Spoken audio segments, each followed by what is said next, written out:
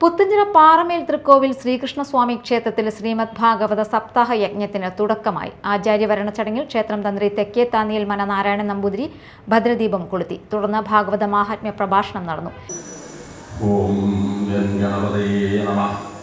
ഓം some സരസ്വതേ നമഃ. ഓം ഗുരുഭ്യോ നമഃ. ഓം സർവത്ര ഗോവിന്ദനാമ സങ്കീർത്തനം ഗോവിന്ദ ഗോവിന്ദ. ഓം നമോ ഭഗവതേ വാസുദേവായ. ശ്രീമദ് ഭാഗവതമാഹാത്മ്യപ്രഥമോധ്യായ.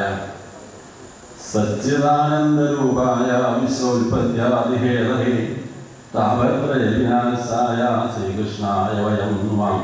യം പ്രപ്രചണ്ഡമനുപേതമവേദകൃത്യം ദേവായ നോ വിരഹകാതരാജുഭാവ പുത്രേതി തന്മേതയാദരഭോഭിനേതു സ്തം സർവഭൂതഹൃദയം മുന്മാനതോസ്മി.